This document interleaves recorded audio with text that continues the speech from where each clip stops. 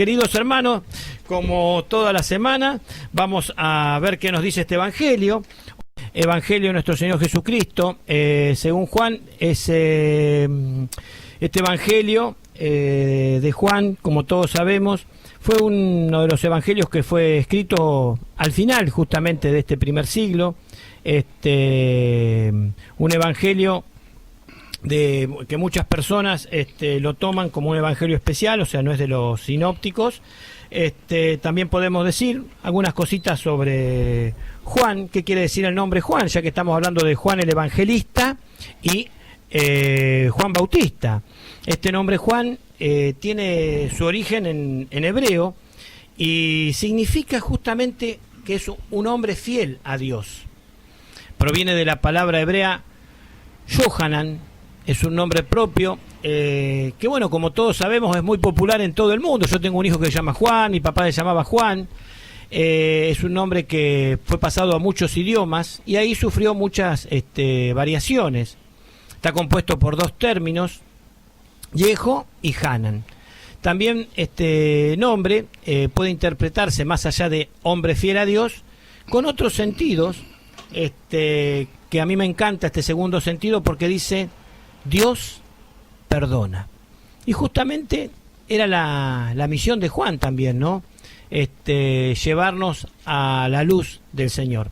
Pero bueno, sin más palabras, vamos justamente a este Evangelio de hoy. Evangelio de nuestro Señor Jesucristo según San Juan. Apareció un hombre enviado por Dios que se llamaba Juan. Vino como testigo para dar testimonio de la luz, para que todos creyeran por medio de él. Él no era luz, sino el testigo de la luz. Este es el testimonio que dio Juan, cuando los judíos enviaron sacerdotes y levitas desde Jerusalén para preguntarle: ¿quién eres tú?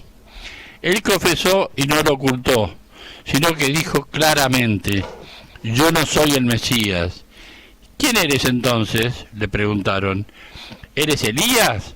Juan dijo: no. ¿Eres el profeta? Tampoco, respondió. Ellos insistieron: ¿quién eres?, para que podamos dar una respuesta a los que nos han enviado.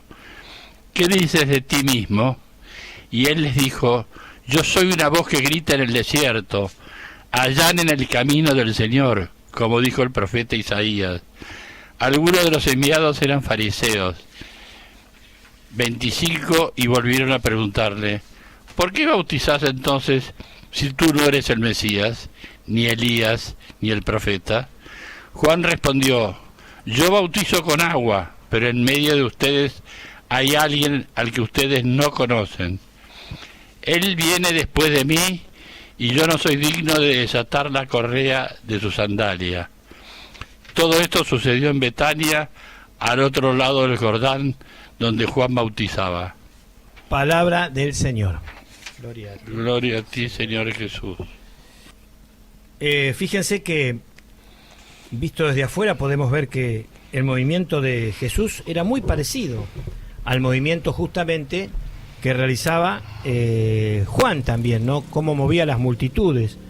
Fíjense que en este punto coinciden en que los dos anuncian la llegada del reino. Pero si vamos a Mateo 3:1-2, los dos exigían también la conversión, y en Mateo 4:17 había una cierta similitud entre los seguidores de Juan y los seguidores justamente de Jesús. Por eso destaco que los cuatro evangelistas manifiestan inclusive la palabra de Juan Bautista y afirman que él no es el Mesías.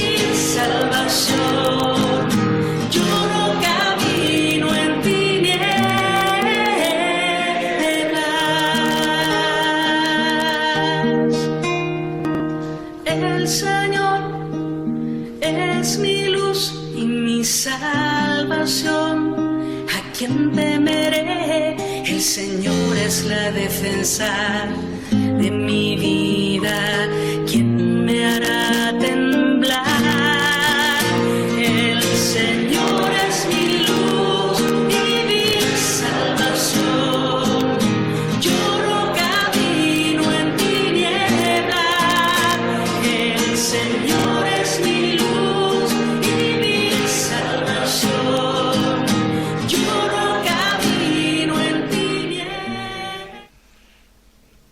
apareció un hombre enviado por Dios que se llamaba Juan.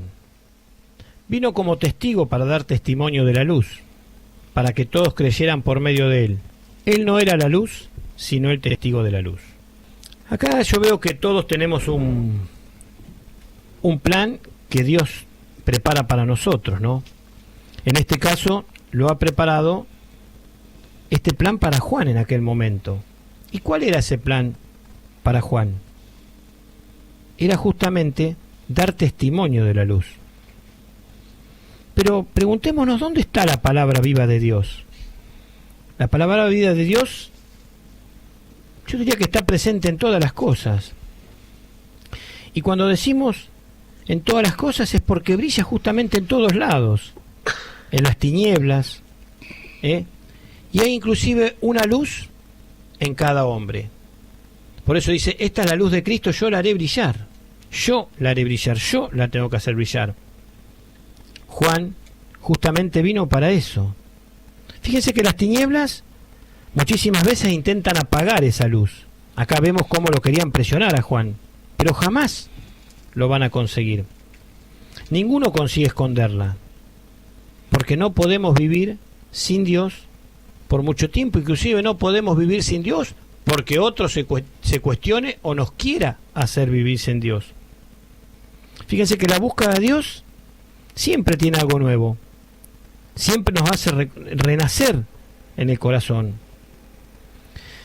Juan, por ejemplo, venía para ayudar al pueblo ¿a qué? A descubrir justamente esa presencia de la luz en el Verbo que se hace carne en Jesús. Pero fíjense que el testimonio de Juan fue tan importante que mucha gente pensaba que justamente él era el Cristo, por eso se lo preguntaban tanto. Muchas veces decimos la luz. Está claro cuando dice no podemos apagar una luz que está en la cima de la montaña. ¿Por qué? Porque si comparamos la luz de Dios con las tinieblas, si nosotros nos ponemos en una habitación, por muy grande que sea, y apagamos la luz, quedamos a oscuras. Si estamos a pleno sol, estamos incandescentes ahí, ¿no? Entonces, ¿quién puede llegar a tapar la luz del sol? Nadie nos puede tapar la luz del sol estando en pleno campo, nadie. Por eso nuestro corazón tiene que estar abierto totalmente a que nos llegue esa luz. Pero si en ese espacio cerrado, donde no ingresa la luz del sol, nosotros prendemos una pequeña lucecita, en tanta oscuridad puede iluminar todo. O sea que una parte ínfima de Dios puede empezar a iluminar todo, pero las tinieblas no lo pueden tapar jamás. Es solo una apertura del corazón la que necesitamos para esto. Versículo 19, este es el testimonio que dio Juan, cuando los judíos enviaron sacerdotes y levitas desde Jerusalén para preguntarle, ¿quién eres tú? Él confesó y no lo ocultó, sino que dijo claramente, yo no soy el Mesías. ¿Quién eres entonces?, le preguntaron. ¿Eres Elías? Cuando dijo no, ¿eres el profeta? Tampoco respondió. Fíjense que el testimonio negativo de Juan sobre sí mismo, él no es lo que otros piensan de él. Fíjense que los judíos justamente envían sacerdotes y fariseos, ¿para qué? Para saber quién es este Juan que bautiza al pueblo en el desierto y que atraía a tanta gente de todas partes. Fíjense que lo hablamos el otro día. Hoy, por ejemplo, nosotros podemos ir al templo, a las plazas, pero en aquel momento era distinto. Él tenía tanta capacidad y tanta iluminación de Dios que la gente lo buscaba en el desierto. O sea que había que hacer un esfuerzo para llegar a él. Inclusive iban los soldados también a preguntarle. ¿Por qué? Porque realmente él dejaba ver que él venía de parte de la luz, que le estaba realmente abriendo los caminos. Los soldados le preguntaban cuánto tenían que cobrar y muchos cuántos tenían que actuar, y también veían su sabiduría, pero sobre todo se veía su humildad. Por eso, cuando decíamos, como comentábamos el otro día con la hermana Ofelia, fíjense cómo son las confusiones, porque si bien muchos creían que era Elías, que lo vamos a ver un poquito más adelante, la forma de vivir y de vestir, por las pieles, un cinturón que usaba, se vestía tal cual Elías, inclusive sus alimentos. Él se alimentaba de langostas y de miel silvestre, por eso también era la confusión. Pero bueno, cuando envían a estas personas, lo enviaban para preguntarle quién eres. Pero la respuesta de Juan a mí personalmente me llama la atención porque dice, en vez de decir quién es, le responden quién no es. Yo no soy el Mesías. Pero después también le da otras respuestas negativas. Que no es ni Elías ni el profeta. Fíjese que aspectos diferentes de la misma esperanza mesiánica, ¿no? Ellos, estos fariseos, sacerdotes, tenían que devolver con una respuesta para llevar. Pero acá vemos que Elías, la misión de él, era volver el corazón de los padres hacia los hijos y de los hijos hacia los padres. O sea, Elías tenía la misión de restaurar la convivencia humana. Pero el profeta anunciado, para llevar en el futuro a buen tiempo justamente la obra que había iniciado Moisés, era visto en el pueblo como el Mesías esperado. Fíjense que Juan rechaza todos esos títulos y reconoce que él justamente no era el Mesías. Pero hay algo que llama mucho la atención si se van a Mateo 17, 12, 13, en el cual Jesús da a interpretar como que sí, como que había algo entre Elías y Juan. Pero cómo explicarla esta afirmación sería un poquito largo. El hecho era que existían justamente muchas versiones sobre la misión de Elías, pero decían justamente que el Mesías sería como un nuevo Elías. Por eso este anuncio de Juan, él dice que él no era Elías. Otros decían que la misión de Elías era solo la de preparar la venida del Mesías. Por eso justamente en este sentido venía la confusión. Este es un tema que realmente da para explicar mucho y ver todos estos pequeños detalles. Pero bueno, en este diálogo que se da entre Juan y los fariseos y los sacerdotes, hay una pequeña catequesis de las comunidades del final del primer siglo, ¿no? Fíjense que la pregunta de los fariseos y los sacerdotes sobre el significado de este Juan Bautista dentro del plan de Dios, por eso es tan bueno aclarar el plan de Dios. Ellos veían que había un plan. Eran también las preguntas que se hacían las comunidades. ¿Quién eran? Por eso las respuestas de Jesús, que justamente después iban a recoger otros evangelistas, servían también para que las comunidades se den cuenta quién era. Pero bueno, vamos a pasar al versículo 22. Vamos a pasar al versículo 22, que nos va a preguntar, que le preguntan quién eres, para que podamos dar una respuesta a los que nos han enviado.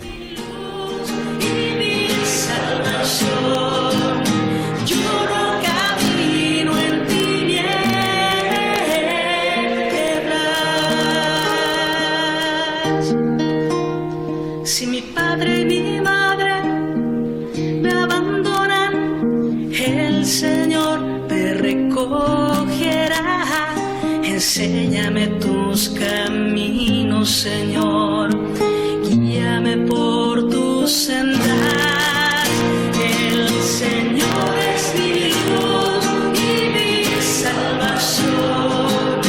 Yo no camino en tinieblas. El Señor es mi luz y mi salvación. Yo no camino en tinieblas.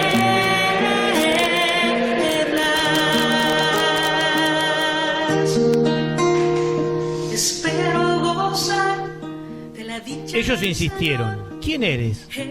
Para que podamos dar una respuesta a los que nos han enviado. ¿Qué dices de ti mismo? Y él les dijo, yo soy una voz que grita en el desierto: allanen el camino del Señor, como dijo el profeta Isaías. Algunos de los enviados eran fariseos y volvieron a preguntarle: ¿por qué bautizas entonces si tú no eres el Mesías, ni Elías, ni el profeta? Juan respondió: yo bautizo con agua, pero en medio de ustedes hay alguien al que ustedes no conocen. Fíjese que acá encontramos los testimonios positivos de Juan. Él es solo uno que prepara el camino. Yo destaco siempre la humildad. Él deja todos esos títulos, todo de lado. Él simplemente quiere hacer el anuncio del Señor con toda humildad. Fíjese que dicen: ¿por qué bautizas si no eres el Mesías, ni Elías, ni el profeta? Fíjense que esos sacerdotes y fariseos querían una respuesta clara, porque le debían dar cuenta justamente a los que los habían enviado a interrogarlo a Juan. Porque ellos no bastaba saber lo que Juan no era. Ellos querían saber qué cosa significaba, o sea, cuál era el plan que Dios le había dado. Por eso no se conformaban con las respuestas que él le daba: no soy, no soy, no soy. Fíjense que la respuesta que Juan les da es una frase tomada justamente del profeta Isaías, que es muy usada. Cabe destacar justamente que aparece en los 4 evangelios: yo soy una voz que grita en el desierto, allanen el camino del Señor, como dijo el profeta Isaías.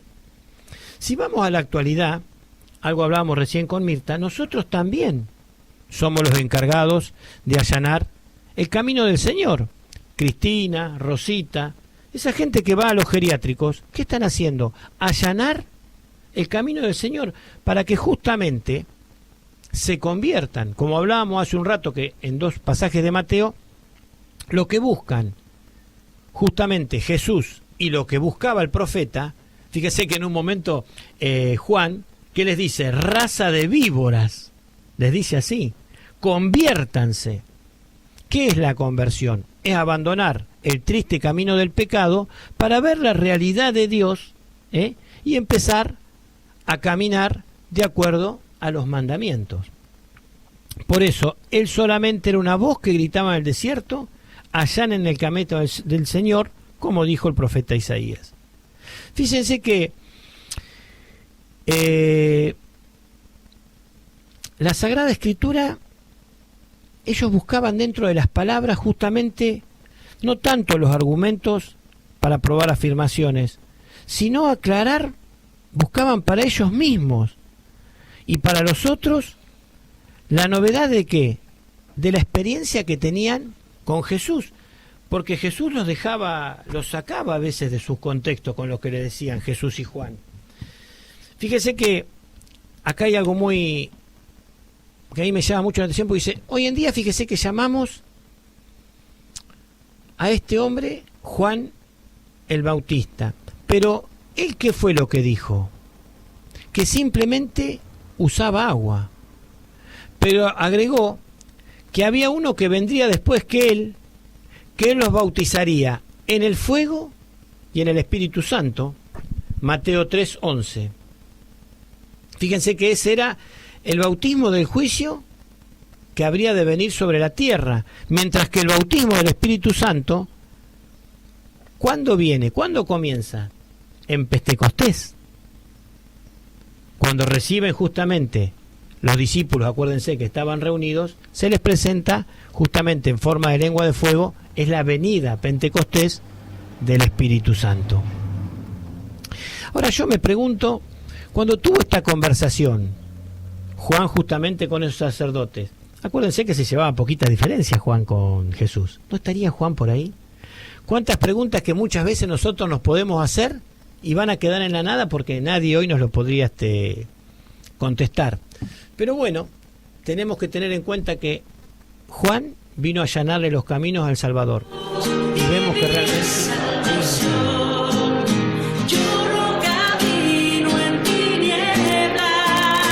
El Señor es mi luz.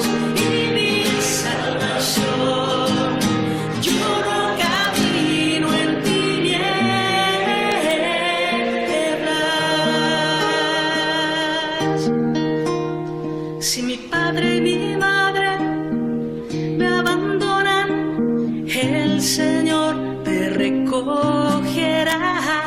Enséñame tus caminos, Señor, guíame por tu sendar. El Señor es mi luz y mi salvación. Yo no camino en tiniebla. El Señor es mi luz y mi salvación. Yo no camino en tiniebla. Ya vamos al versículo 27 y 28. Él viene después de mí, y yo no soy digno de desatar la correa de sus sandalias. Fíjense que un siervo tenía que hacer toda la tarea que le encargaba el amo. Esto lo hablamos también la semana pasada. Inclusive cuando llegaba el amo, el siervo le desataba, le lavaba los pies. En cambio los discípulos no lo hacían. ¿Por qué? Porque Jesús tampoco les permitía que lo hicieran con él, a sus discípulos. ¿Por qué? Porque él estaba continuamente para servir. El lavado de los pies. Él siempre era el que empujaba el carro. ¿Por qué?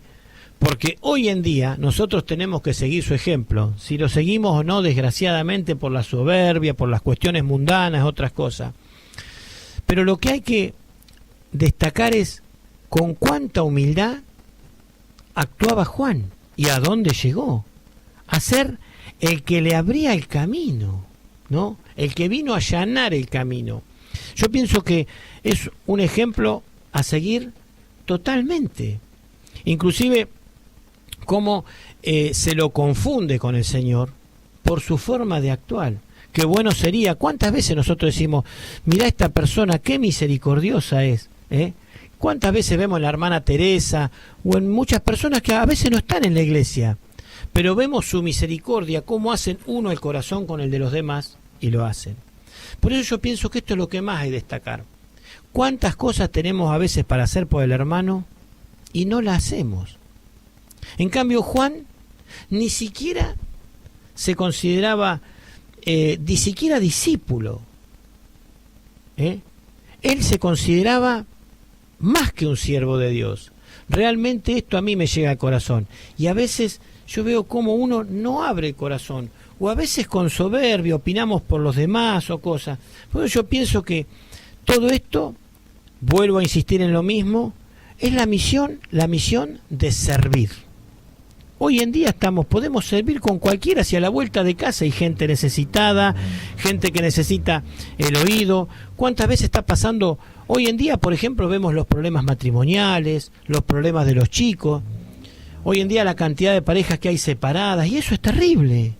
Y cuántas veces poniendo el oído, acompañando, por ahí no es experiencia bíblica la que tenemos, pero sí experiencia de sufrimiento en otras cuestiones, y nosotros no lo hacemos. Juan estaba abierto a todo, y obviamente con la humildad, cuando lo encarcelan, cuando muere decapitado, pero él entró al cielo.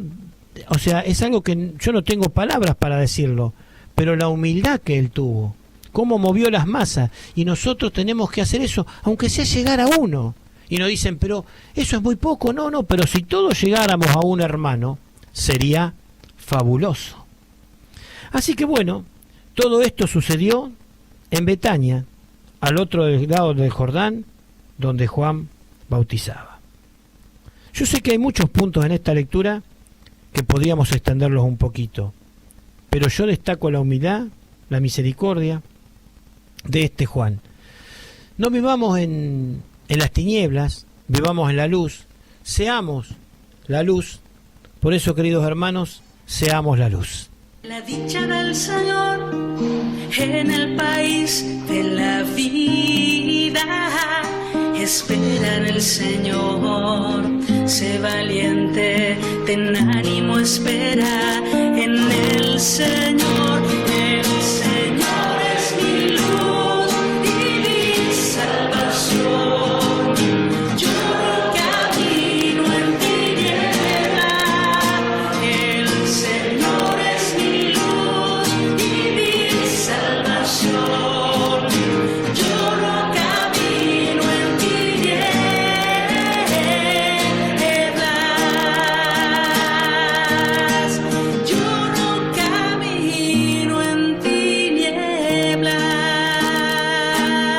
vida.